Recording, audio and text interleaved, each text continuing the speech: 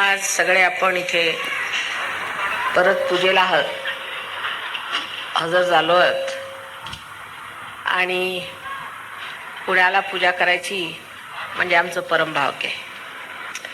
कारण शास्त्रातील ह्या नगरीला पुण्यपट्टणम असं नाव आहे. पुण्यपट्टणम, पुण्याच्या राशी जिथे ओतल्या गेल्या ती ही पुण्यनगरी आहे ज्याच्यात आपला वास आहे. आणि आता त्या आपण किती राशी त्यात ओतणार आहोत ते पाहिलं पाहिजे. पण थोडं गंभीरपणाने सहयोग घेतला पाहिजे. सहयोगाबद्दल अजून गंभीरता आलेली नाही, गांभीर्य यायला पाहिजे. फार मोठी गोष्ट आहे. आत्मसाक्षात्कार होणं म्हणजे अलभ्य आहे, अत्यंत अलभ्य आहे. ते आपल्याला मिळालं हे विशेष. पण आपण काहीतरी विशेष आहोत. आपली ज्योत पाजळली गेली, ते केवढं मोठं कार्य घडलेलं आहे. ही किती मोठी आपल्याला संपदा मिळालेली, ही संपत्ती केवढी मोठी मिळालेली आहे. तिकडे गांभीर्य असायला पाहिजे आणि त्याबद्दल स्वतःची इज्जत असायला पाहिजे. ते जरासं कमी पडतंय. सहजच मिळाल्यामुळे त्याची किंमत नाही पहिल्यांदा. दुसरं, माताजी म्हणजे कोण आहे ते अजून पुष्कळांच्या लक्षात नाही आलेलं. कारण आम्ही महामाया आहोत. ओळखणं सोपं काम नाही, पण फोटोवरून ओळखायचं. फोटोत पुष्कळ दाखले आहेत आणि तुमच्या जीवनात सुद्धा अनेक घडामोडी होतात. जे लोक गंभीरपणाने सहयोगात येत नाहीत तिकडे बोलू नका म्हणा मागेल जेवणाच्या गडबडीत.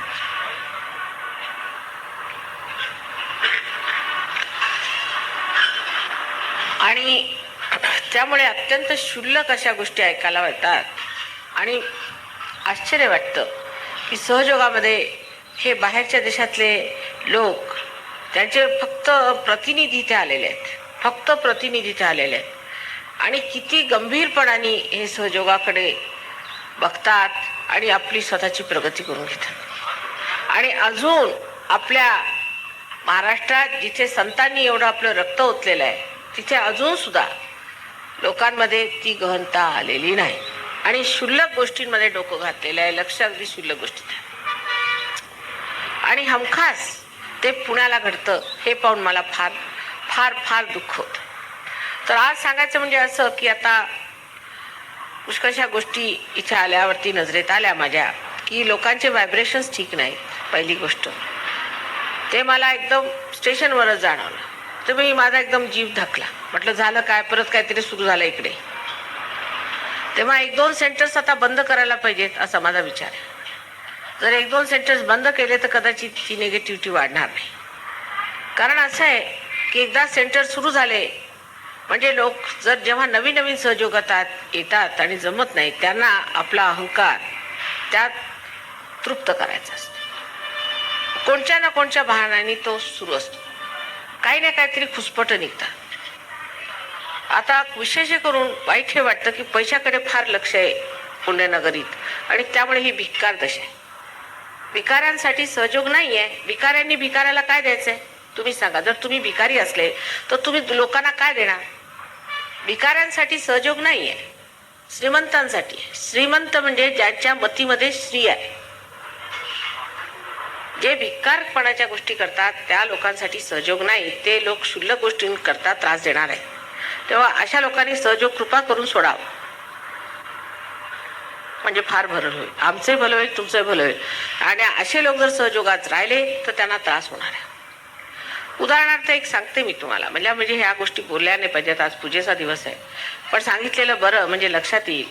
मुंबईला जेव्हा आम्ही सुरुवातीला लोकांना सांगितलं की आम्हाला काही पैसे नकोत, अजून काही सहयोगाचे बरोबर ठीक झालेलं नाही आहे, जोपर्यंत ट्रस्ट होत नाही मी पैसे घेऊन कुठे ठेवू, कसं घेऊ ते मला करायचं नाही. त्या ट्रस्ट होईस तर तुम्ही थांबा. तुम्ही मुंबईला भयंकर लोकांना खर्च असतो, पगार जरी असला तरी सुद्धा. त्या माताजी असं कसं आम्ही काहीतरी दिलंच पाहिजे, तुम्ही काय देऊ नका, सध्या आहेत माझ्याकडे पैसे, जे काय करायचं रजिस्ट्रेशन वगैरे आधी होऊ देत व्यवस्थित, मग तुम्ही. तसं झालं. त्याच्यानंतर ट्रस्ट रजिस्टर झाल्याबरोबर सगळ्यांनी सांगितलं माताजी आता तर आमच्याकडनं पैसे घ्या. तर म्हणे कमीत कमी प्रत्येकाकडनं 1000 रुपये तरी घ्या. अहो इतके सर्वसाधारण लोक, मला आश्चर्य वाटलं. मला कधी वाटलं नव्हतं हे लोक 1000 रुपये आणून घालतील. त्यांची तुंबळ गर्दी की 1000 आमचे ठेवा, आमचे ठेवा, आमचे. अर्थात मी सुरुवातीचे 1,00,000 रुपये माझे स्वतःचे भरले, ती गोष्ट वेगळी. पण बाकी लोकांनी जी तुंबळ गर्दी तिथे केली की आमचे 1000 घ्या, आमचे 1000 घ्या, त्याचं आश्चर्य वाटलं. त्यात 17 माणसं आली. ते म्हणे माताजी थोडेसे कमी राहिले, तेवढे मिळाले म्हणजे द्या. म्हटलं असं करा, सध्या मी तुमचे देते पैसे, मग तुम्ही देत राहा, काही गर्दी नाही. त्यांच्या नावाने मी 17,000 रुपये जमा केले एका गृहस्थाकडे. ते श्रीमान पुणेकर स्टाईल होते. त्यांच्याजवळ रुपये जमा केले, त्यांनी घेतले रुपये ते माझ्याकडनं व्यवस्थित. ते 8-10 माणसं बसली त्यांच्यासमोर आणि जमा नाही केली ते परत. झालं काय, गहाळ झाले. अरे गहाळ कसे झाले, 17,000 रुपये गहाळ कसे झाले गहाळ. आणि मग त्याच्यावरती तोरा असा की येऊन की हे तुमचे ब्लॅकचे पैसे होते माताजी, तेव्हा ते गहाळ झाले. तर म्हटलं ब्लॅक बिकचे नव्हते, मी बँकेतनं पैसे आणते नाही, माझे बँकेतले पैसे आहेत, हे बघा तू. माझं ब्लॅकचा एक पैसा तू म्हटलं बोलून आणा कुणालाही, मी दाखवते ना माझ्याजवळ बँकेत तेच पैसेच आहेत, सगळे बँकेतच असतात माझे, कधीही पैसे ब्लॅकमध्ये नाही. तेव्हा तुम्ही असं कसं म्हणता, म्हणजे हा तोरा. आणि त्या माणसाला मग कॅन्सर झाला, मेला, सगळं झालं. पण मी काय त्याच्यावरती काही शाप केला नाही किंवा काही. मी त्याला काही, तो माझ्या मुलासारखा, त्याला मी कशाला दुःख देणार. पण जेव्हा तुम्ही आईच्या चित्तात न उतरले की तुम्हाला भूत धरणार, तुम्हाला त्रास होणार आणि तुम्हाला मग ते भोगावं लागणार. पण इथले लोक भयंकर कद्रुक आहेत पुण्याचे, असं मला दिसतंय. तिथे जर त्यांना म्हटलं की 11 रुपये कमीत कमी देणे, तर सगळे निदान तरी सगळे 51 रुपये तरी देतात निदान. अहो एकदाच द्यायचं माताजी, एकदाच येतात. पण आता मी हिशोब बघितला तुमचा, तर मला आश्चर्य वाटलं की प्रत्येकाला खर्च वजा करून 7 रुपये सुद्धा तुम्ही पूजेचे दिलेले नाहीत कुणी सुद्धा. आणि ते एका फॅमिलीला 7 रुपये पडले. पूजेचा सर्व खर्च काढल्यावरती बघितलं तर त्यांनी 2,700 रुपये मला एकंदर दिले संबंध वर्षाचे. तर प्रत्येक पूजेला प्रत्येक फॅमिलीतर्फे 7 रुपये पडले. आणि त्यावरही रड असते. हिशोब बघून एवढा आश्चर्य मला वाटलं की त्याच्यावरती 11,000 रुपयाचा आता खर्च झालेला आहे. कारण मागचा मंडप जो होता तो आणि हा मंडप, हा संबंध ह्यांनी खर्च केला. अर्थात ते पैसे मी देणार आहे, म्हणजे माझ्याच पूजेचे मलाच पैसे द्यावे लागणार, नाही ते फॉरेनर्सनी द्यायचे. बरं साडीचा तुम्हाला खर्च नाही, कशाचा खर्च नाही, 11,000चं त्यांच्यावरती कर्ज आहे. म्हणजे मंडपाचे पैसे ह्यांनी द्यायचे, फॉरेनर्सनी सगळं द्यायचं. तुम्ही पुण्य कसं घेणार, पुण्य तुम्ही घ्यायचं असं आहे का, ही कोणची रीत झाली. पण अगदी जर तुम्ही भिकार स्थिती तसा भांडी घासणारे म्हणे, कोणी लोक म्हणतात भांडी घासणारे, त्यांनी यायचं नाही. आम्हाला भिकारी लोकांसाठी सहयोग आधी उभा करायचा नाही, नंतर त्याच्यामध्ये भरीवपणा आला मग सगळ्यांना आश्रयाला बोलू. आधी आपलं तर ठीक होऊ द्या. आधीच खोगीर भरती करून ठेवली तर आमचंच दिवाळं वाजायचं. फुकटखोर जर तुम्ही भरले तर कसं होणार आहे. सध्या असे लोक पाहिजे जे सॉलिड आहेत, फार श्रीमंत नकोत आणि फार गरीब नको, पण दानी असायला पाहिजे. नाही तर आपण सहयोग काय माताजींनी सगळा खर्च करायचा, तुमचे आश्रम बांधायचे असले, तुमचं काय करायचं. आता ह्या मंडपाचाच खर्च मला द्यावा लागणार आहे. ह्या ज्या मंडपात बसून तुम्ही माझी पूजा करता त्याचं मला उद्या पूजेचेही मला द्यावे लागतील मला वाटतं, अशी जर परिस्थिती असली. जर हे फॉरेनचे लोक नाही आले तर तुमच्या पूजेचेही मला 11 रुपये स्वतः भरून घ्यावे लागतील की बा 11 रुपये द्या, अशी स्थिती येणार आहे. आणि जितकी तुम्ही कंजूशी कराल तितकाच तुम्हाला त्रास होणार. आणि तुमच्यात काही लोक असे आहेत ते कधीच वरती उठणार नाही. मला माहिती आहे ते पुष्कळ वर्षापासून रगडतायत तसेच, कारण ते क्षुल्लक आहेत, शूद्र लोक आहेत. जरी नाव मोठं असलं तरी शूद्र प्रकृतीचे आहेत आणि ते वरती कधीच येणार नाही. ते बाकीच्यांना ओढतात आणि मग त्यांना त्रास होतो, आजार येतो, कॅन्सर होतो, एकादश धरतं, काय काय होतं, प्रकार होतात त्याचे. आणि मग झालं, मग माताजी आम्हाला झालं. अरे पण तुम्ही आपलं काय भलं करून घेतलं. काल आता इतकं मी समजावून तिथे सांगितलं, पण मला नाही वाटलं फार लोकांच्या डोक्यात गेलं असेल, कारण कोणाच्या डोक्यातच जात नव्हतं. डोकंच उलटं बसलेलं आहे त्या लोकांचं. ते कसं ठीक होणार आहे, ते जन्मताच डोकं उलटं बसलेले लोक आहेत आणि ते नेतेगिरी होत करतात. तेव्हा आता काय करावं या पुण्यासाठी मला समजत आहे. तर इथे मला राहायचं आहे तर भिकाऱ्यांच्या मध्ये मला राहायचं नाही, सरळ गोष्ट आहे. भिकारी लोक त्यांना पोसायला तरी आधी हिंमत असायला पाहिजे ना. तर एकटी मी कुठवर पोसत बसणार भिकाऱ्यांना. आणि जितका भिक्कारपणा कराल तितकाच या पुण्याला भिक्कारपणा येणार आहे. आता 11 रुपये तुम्ही दिले आम्हाला, समजा 11 दिले, 7च रुपये, कारण हिशोब लावला आम्ही तर 4,500 तुमच्यासाठी बक्षीस आणलेलं आहे द्यायला. ते आता देणार आहोत तुम्हाला बक्षीस, कारण इथे चांदीचं सामान पाहिजे ना माताजी ना. चांदीच्या सामानातच द्यावं लागतं हे माहिती आहे ना तुम्हाला. नाही तर प्लास्टिकचं घेऊन या काहीतरी, तेही चालेल बाबा. आता काय करायचं, माताजी म्हणजे जर भिकाऱ्यांच्याच माताजी असल्या तर प्लास्टिकचं आणलं तरी चालेल. तसं प्लास्टिक बिस्टिकचं घेऊन या, आजकाल मिळतं स्वस्त आपलं. नाही तर टिनाचं घेऊन यावं काहीतरी, कारण लोक जर टिनाच्याच लेवलचे असले तर मग टिनाचंच घेतलं पाहिजे. तर हा समाजवाद अमुकवाद इथे काही चालणार नाही. इथे फक्त देवाचा वाद आहे, आणि तो म्हणजे असं की आपल्यातलं जे उत्तमातलं उत्तम आहे ते देवाला दिलं पाहिजे. आपली सारी मेहनत देवाला दिली पाहिजे, आपलं तन मन धन सगळं देवाला दिलं पाहिजे. सगळं देवांचंच आहे असं ठेवलं पाहिजे. अर्थात ते आम्ही घेणार नाही, ती दुसरी गोष्ट. पण जे उलट्या डोक्याचे लोक आहेत या पुण्याला, विशेष करून काहीतरी 7-8 मंडळी अशी आहे, ते उलट शिकवतात लोकांना. तर अशा भिक्कारपणाने सहयोग चालणार नाही. अशा लोकांनी कृपा करून सहयोग सोडा. निदान 11 रुपये त्यांनी जर एका फॅमिलीला ठेवलेत किंवा 21 रुपये एका फॅमिलीत, काही जास्त नाही. 7च पूजा होतात, काही जास्त नाही. मी त्यांना सांगितलं 2 कमवत्या लोकांना सांगा. पण ह्या पैशाच्या गोष्टी कुठल्या लेवलवरनं कुठं उतरावं लागतं, मला तर इतका त्रास होतो पुण्याला. हे लोक सगळे फॉरेनच्या लोकांना खूप तुमची माहिती आहे, आणि त्यांना मुळीच पुण्याला आलं. पुन्हा नको म्हणून ह्या वेळेला 1च दिवसाचा प्रोग्राम ठेवला होता त्यांनी. मीच म्हटलं अरे बाबा चला, त्यावेळेला नकोच आहे पुणे, कारण इथल्या लोकांच्या चेहऱ्यावर दिसतं त्यांना की कंजूसडे लोक आहेत, आणखीन अत्यंत शूद्र लोक आहेत. चेहऱ्यामध्ये ती हेच नाही त्यांच्यात.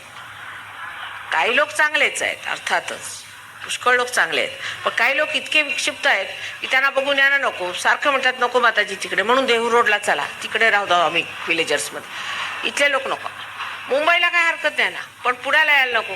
मद्रासला जायला हरकत नाही, दिल्लीला जायला, पण पुण्याला नको. म्हणजे काय आहे का तुमचं? तिथे जाऊन त्या तुकारामाच्या जागी जिथे ते ध्यान करत असत जाऊन त्याची माती डोक्याला लावली आणि इथून व्हायब्रेशन शिकतात. पुण्याला म्हणे सगळ्यांचे गरम गरम येतात म्हणे या लोकांची सगळ्यांची, पण नको म्हणा, गरम लोकांच्या जवळ आम्हाला राहायचं नाही. म्हणजे आपली काय संपत्ती आहे मुख्य, म्हणजे इथे आपण आलो कशाला सहयोगामध्ये? आपण फक्त आपली आंतरिक संपत्ती मिळवण्यासाठी आलो. ती आंतरिक संपत्ती आपल्याला मिळवली पाहिजे. त्याच्यामध्ये हे लक्षण आहे की कुरकुरायचं, किंवा एखादं जसं आपलं युनियनचे लोक भांडतात नाही का पैशासाठी, तसं भांडायचं. असे लोक बेकार आहेत सहयोगात, त्यांनी मुळीच येऊ नये आणि त्रास देऊ नये. ज्यांचं लक्ष पैशाकडे आहे त्यांनी मुळीच सहयोगात येऊ नये. ज्यांचं लक्ष पैशाकडे नाही ते समृद्ध होणार आणि उत्तम रीतीने राहणार आहे. तेव्हा आज या पूजेच्या आधी एवढ्यासाठी सांगितलं मी की कुरकुरणारा मनुष्य सहयोगात राहायला नाही पाहिजे. जो प्रेमाने आदराने, म्हणजे कमाल आहे तुमची, तुमचं मला घ्यायची नाही, मी तुमचं काही घेतच नाही, उलट माझे डबलचे पैसे घालून तुम्हाला ते बक्षिसाला परत करते की तेच राहू देत. म्हणून नाव माझं असतं त्याच्यात, कारण घेतलंय पाहिजे म्हणून घेते. थोडंसं घेतलं पाहिजे. ते कशाला की त्यांनी तुमचं धन वाढावं म्हणून, नावाला. ते कसलं काय नुसतं नावाला घेते आणि परत त्याचं काहीतरी करून तुम्हाला देते तुमच्या सेंटरला. सगळ्या सेंटरला जर व्यवस्थित होता, हो त्या राहुरीला तुमच्यापेक्षा जास्त पैसे येतात. आश्चर्य वाटतं मला, राहुरीला तुमच्यापेक्षा जास्त पैसे, त्या नाशकाला जिथे कितके थोडे तिथून तुमच्यापेक्षा जास्त पैसे येतात. त्या सर्व पैशाच्या दमावरती तुमच्यासाठी आम्ही चांदीची भांडी घेतो. म्हणजे सगळ्यात भिकारी पुण्याचे लोक आहेत हे सिद्ध झालं सोबतो आतापर्यंत. 11,000 रुपयाचं आता कर्ज आहे यांच्यावरती. ते कोण देणार? माताजीच देणार. आमच्या माताजी देतील सगळं. म्हणजे या फॉरेनर्सना सुद्धा हे दिसतं की नाही, यांच्यासमोर सगळे हिशोब आहे त्यांच्या पैशाचे. ते म्हणजे हे आहे काय ह्या लोकांचं? साडी सुद्धा हे घेणार, मंडपाचे हे देणार, पूजेचे हे देणार, म्हणजे तुम्ही देणार काय? आणि ही सुरुवात आहे. पैशापासून माणसाच्या परखीची सुरुवात होते. पैशातच मनुष्य कसा आहे तो दिसतो. आता सहयोगामध्ये किती तुमचे खर्च वाचतात जर शहाणपणाने राहिले. डॉक्टराला पैसे नको, अगदी वर बघितलं तरी इकडे तिकडे देवळात जाऊन पैसे फेकायचे ते नको, तीर्थाला जायचे ते नको, नसते उपास तपास करून खर्च वाढायचे ते नको, भलत्या पूजा घरात करसत ते नको, काही नको.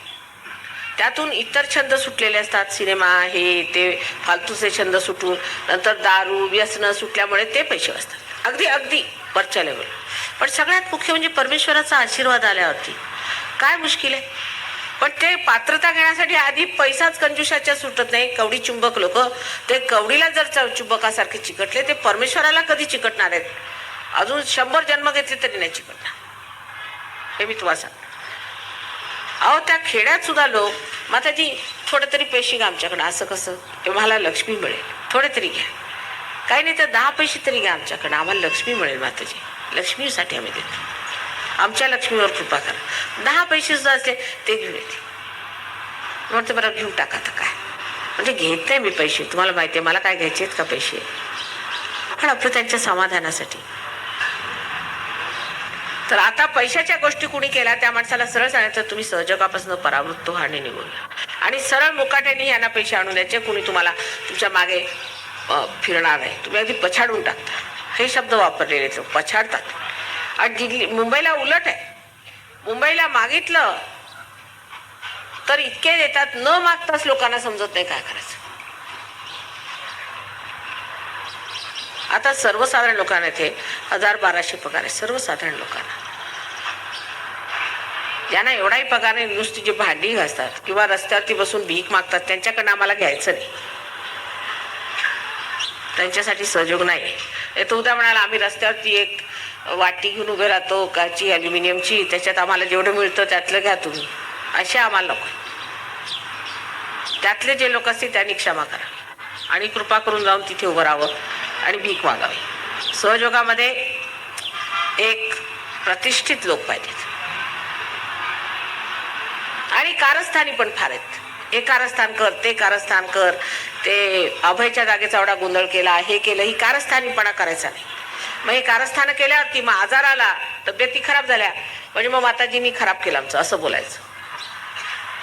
स्वतः आपलं काय बिघडलंय ते बघायचं नाही, आम्ही काय वाईट वागतो ते बघायचं नाही, स्वतःकडे लक्षच नाही. म्हणजे आत्म्याचा प्रकाश तरी आला की नाही हे बघा ना तुमच्यामध्ये. आत्म्याचा प्रकाश आल्याबरोबरच ही माणसं कशी एका दिवसात झाडून वरती उभी राहतात. आणि तुम्ही कसे हो लोक, तंबाखू खातो तो खातोच आहे, दारू पितो तो पितोच आहे, आणखीन इतकंच नव्हे तर जो कारस्थानी तो कारस्थाना करतच आहे.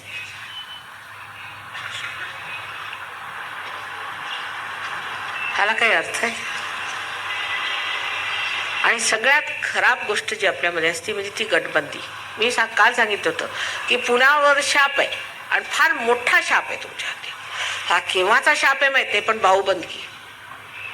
हा भाऊबंदकीचा जो इथला शाप आहे हा जर गेला नाही तर तुम्ही एक दुसऱ्याचे तर कापाल, सहयोगांचे गळे कापाल उद्या. हे फॉरेनर्स येथील ह्यांचे गळे कापाल तुम्ही. गळे कापूपणा जो आपल्यामध्ये अगदी विशेष स्वभावात बसलेला आहे तो काढला पाहिजे पुण्याच्या लोकांनी. आणि कोणत्या गोष्टीची टर उडवायची, कोणत्या गोष्टीमध्ये घन उतरायचंच नाही, टर उडवायची. म्हणजे जसं काही वरती वरती वरती वरती असं राहायचं, घन उतरायचंच नाही, टर उडवायची. म्हणजे फार शिष्ट झाले, म्हणजे फार शहाणे, अतिशहाणे. मूर्खासारखं वागून काय होणार आहे, कशाला नाही थोडंसं समजून चालत, थोडं तरी गहन व्हायला पाहिजे. इतकं इथे वाढतंय सहयोग, पण मला घाबरायला होतंय. कारण क्वालिटी काहीच येणार नाही, अशी भलतीच क्वांटिटी वाढून काय फायद्याचं नाही. क्वालिटी पाहिजे. तर फालतूचे लोक असतील त्यांना काढून टाका, जे सहयोगी नाहीत त्यांनी यायचं नाही. दुसरं असं की सहयोगी केल्याशिवाय त्यांना तुम्ही पूजेला बसवायचं नाही. 4 माणसं असली तरी पुरतील, पण 15 घाणेरडी माणसं नकोत. मला त्रास होतो फार शारीरिक. आणि तुम्हाला आपल्या शरीरात स्थान दिलंय, कुणी दिलंय असं तादात्म्य कुणी दिलंय का? आणि तुम्ही असे वागता म्हणजे त्याचा मला त्रास होतो. तेव्हा आता शहाणपण धरलं पाहिजे. आज पूजेला मी आजच्या पूजेमध्ये आपलं सगळं स्वच्छ धुवून काढीन आणि अत्यंत गहनतेने सगळं स्वीकारीन असा मनामध्ये विचार करून बसायचं, निर्धार करून. सगळं काही व्यर्थ आहे ते सोडून मी माझ्या आयुष्याला नवी चालना देऊन एक नवीन मनुष्य बनणार आहे. माताजींनी आम्हाला सांगितलंय की नवीन झालं पाहिजे. नाविन्य आमच्यात ते आला पाहिजे. जसं आम्हाला सारं जग बदलायचंय. उद्या ह्या पुण्यातच कमळ उघडणार आहेत मला माहिती आहे, म्हणूनच या तिथे मी राहते. पण त्यात तुम्ही राहणार आहात की नाही मला माहिती नाही. त्यात तुमच्यातले किती राहणार आहेत ते बघायला पाहिजे. तुमच्यातले किती लोक टिकणार आहेत ते मला माहिती नाही. बेकारचे लोक गळून पडणार हे मी सांगतो. म्हणून सांभाळून राहायला पाहिजे. आज अगदी पूजेला आले तर पूजेची फार आवड, सगळे पूजेला आलेच पाहिजे. अहो पण ते पुण्य मिळवायला गहनता पाहिजे ना. पालथ्या घागरीवर पाणी घालून फायदा काय? सगळ्या पालथ्या घागरी, काल सुद्धा मला असं वाटत होतं बहुतेक पालथ्या घागरीच होत्या तिथे, कोणाच्या लक्षातच येत नव्हतं आम्ही काय बोलतोय. दुसऱ्या डोक्यात नाही काढलं पाहिजे की कुणी लोक मला तुमच्यापासून दूर ठेवतात किंवा माझ्यावरती रिस्ट्रिक्शन घालतात. कोणाच्या बाची छाती नाही पहिली गोष्ट. दुसरं, मला सगळी अक्कल आहे, मी सगळ्यांना ओळखून आहे. कोणी जरा इकडून तिकडे केलं तर मला सगळं समजतं. हे नसतं तर एवढं मोठं उभं केलं असतं का मी?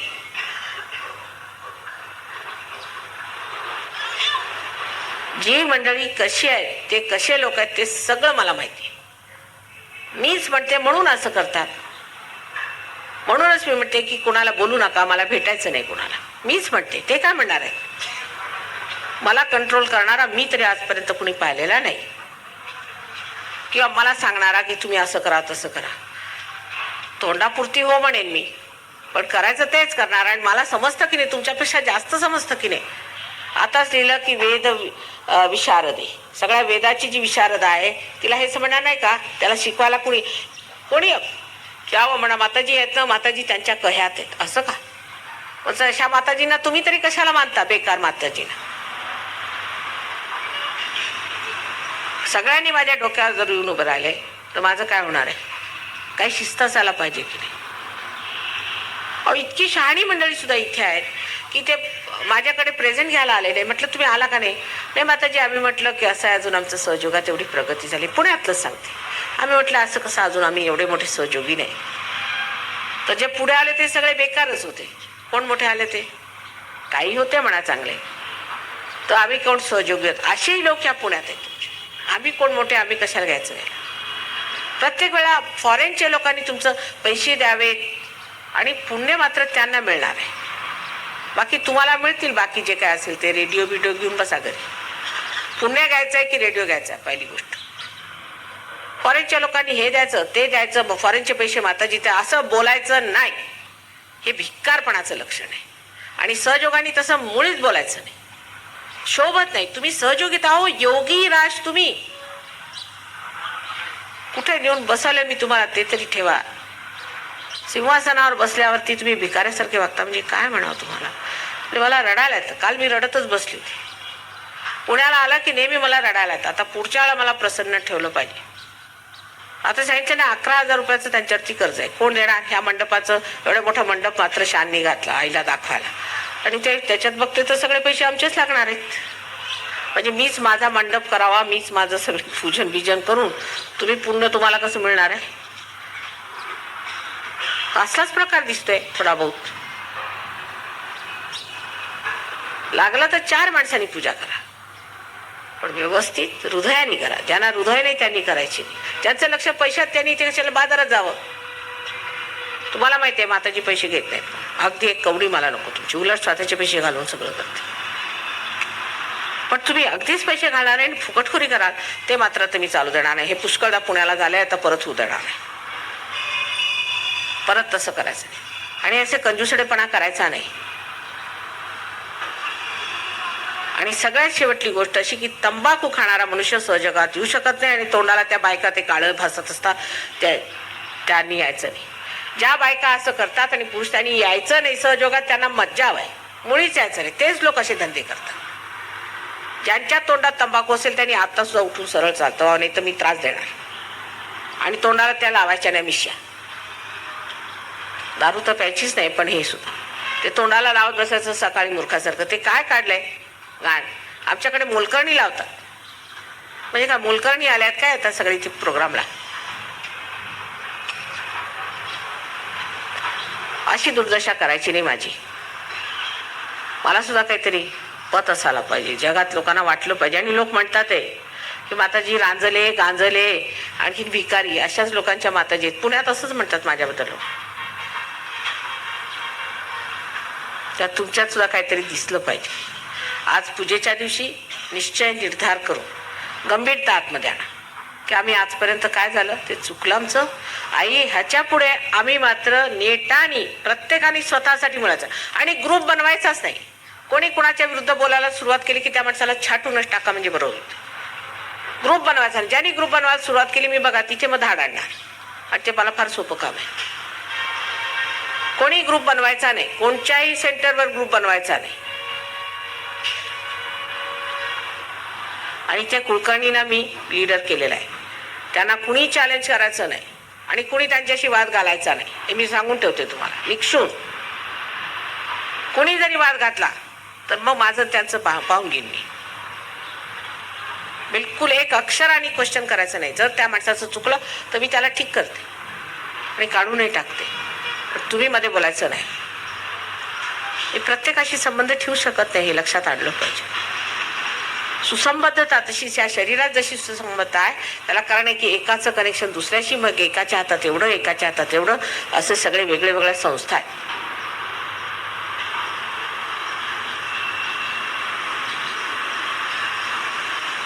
जोर जबरदस्ती करायची नाही. स्वतःवर जोर जबरदस्ती करा, स्वतःला नीट करा, स्वतःला बघा, स्वतःकडे लक्ष द्या. आणि कशी बघा तुम्ही ह्या पुण्यभूमीत जर तुमचं झालं नाही, अहो इथे तर नाचलेले कुजलेले लोक सुद्धा वर येतील तर तुमच्यासारख्यांनी का येऊ नये. ह्या पुण्यभूमीत तुम्ही जन्म घेतला ते पूर्वजन्माच्या अकलेने घेतला आणि पूर्वजन्माचं सगळं सुकृत तुम्ही काय आता मुळामुठ्यात घालणार आहात. अहो ते सगळं सुकृत काय तुम्हाला दिलं त्याच्यामुळे इथे जन्माला घातलं, एवढ्या मोठ्या जागी आलात तुम्ही, आज सहयोगात आला आणि आता हे काय काढलंय.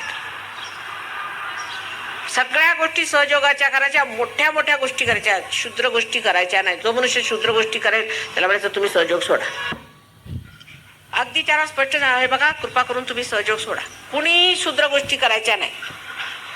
मी असं करतो, मी तसं करतो असा अहंभाव दाखवायचा. मी काही करत नाही, माताजी सर्व करतात. ज्या दिवशी हे सुरू होईल त्या दिवशी तुमच्यातल्या सर्व शक्त्या जागृत होतील, नाहीतर सगळ्या नष्ट पावतील. आणि माझ्यापासनं दूर हटून त्रासच होणार आहे. तेव्हा माझ्यापासनं हटू नका, दूर जाऊ नका, त्या पदराखालीच राहा. तिथंच आराम आहे सगळ्यांना, तिथंच सुख आहे सगळ्यांना. इकडे तिकडे भयकाचं नाही, कोणाच्या ह्याच्यात यायचं नाही. संभाजीरावांनी जर त्या कब्जी कलुशाचं ऐकलं नसतं तर आज ही आपल्या महाराष्ट्राची दशा झाली नसती. एकट्या कब्जी कलुशाने संबंध महाराष्ट्राला सर्वनाश करून टाकला. तसेच आपल्यात पुष्कळ त्या कब्जी कलुशे मला दिसत आहेत. त्या त्यांच्या नादी लागायचं नाही. इथे शिवाजी महाराजांसारखे छत्रपती उभे झाले पाहिजे तरच हा पुणा आणि पुण्याची पुण्याई, नाही तर बेकार आहे सगळं. कळलं का? आता मनामध्ये निश्चय करून असं बसायचा, निर्धार करून बसायचा. I'm sorry I had to speak in Marathi language because Pune is a very, very important, extremely important place. And the people have a special gift of God that they are born. Punya Nagari is the name. Punya Patanam means all the punyas, all the good deeds that they did in their previous lives is poured into this. All the saints have praised this place. In the ancient times, in the ancient books, it is written as this is a Punya Patanam, is the place, is the city of Punyas. So in such a great place, you all have come, you should be very thankful. I'm just addressing to them that you are born in such a great country, in such a great city, and you have a special, very special responsibility. And that's what I was advising them, that these foreigners have come. They are also very lucky people to come to this great city of Punya. And by God's grace, I'm sure they will achieve a big ascent in this puja. So let us all decide today not to worry about small frivolous things, but think of something higher that we want to achieve. The highest that we want to achieve in our ascent. The greatest that we want to achieve in our life. This is the place where you can achieve it, and that's why I'm going to settle down in Pune. This is the place where you are going to grow very big. It's the best place to grow great in your ascent. And that's why it's very important. Today's puja is extremely important. May God bless you.